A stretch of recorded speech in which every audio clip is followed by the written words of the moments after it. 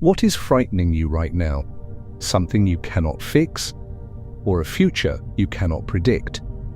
We all want certainty before we move forward.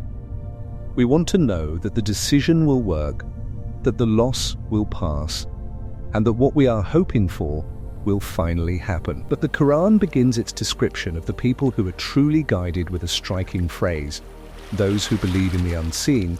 Why begin there? Because the Qur'an is asking us to reconsider something we rarely question. Is what we can see really all there is? Allah says, those who believe in the unseen establish prayer and spend from what we have provided for them. Just before this, Allah described the Qur'an as guidance for those who are mindful of Him. Now He begins to show us what that guidance looks like in a human life. It begins with how we understand reality. They believe in the unseen. The unseen includes realities that our senses cannot reach: Allah, the resurrection, the hereafter, and the truths made known through revelation. We naturally place our trust in what can be measured, photographed, tested, and held in our hands. Yet some of the most important realities in our lives are beyond direct observation. You cannot see tomorrow. You cannot see what is hidden in another person's heart. And you cannot see what lies beyond death. So faith begins by accepting that our senses are not the boundary of reality. There is a creator behind creation. There is accountability beyond this life.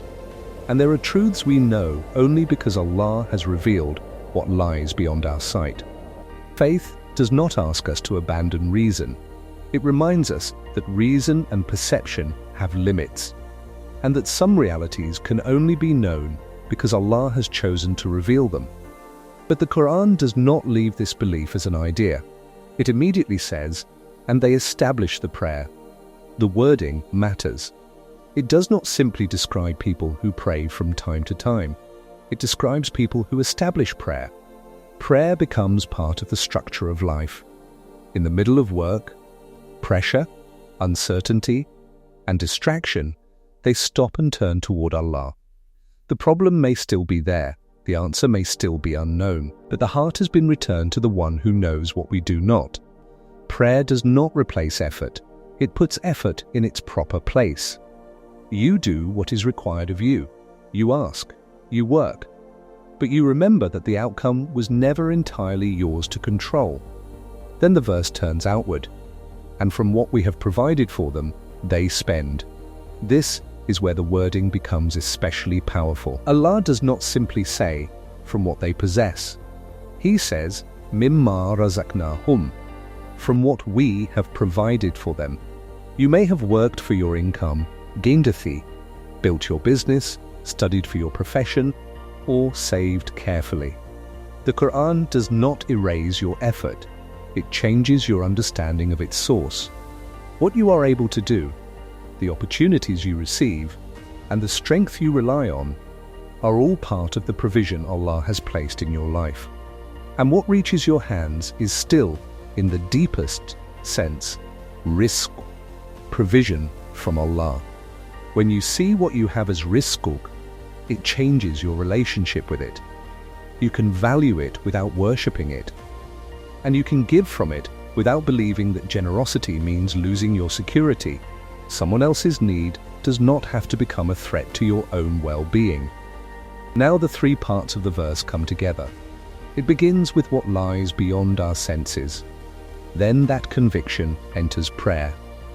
And finally, it shapes the way we deal with what has been placed in our hands.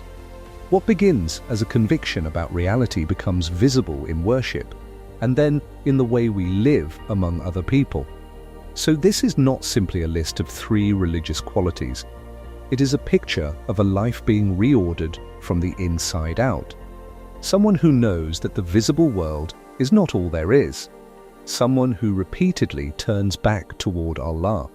And someone who understands that what has been given carries a responsibility beyond themselves. Perhaps this is why the verse speaks so clearly to a restless world. We want certainty about tomorrow, but the Qur'an gives us something more fundamental. Not a promise that every outcome will be the one we hoped for, not a life without difficulty, but guidance from the one who sees what we cannot. And after describing those who believe in what He has revealed and who are certain of the hereafter, Allah gives His verdict: they are upon guidance from their Lord, and it is they who are successful. You may not know what comes next, but you know where to turn.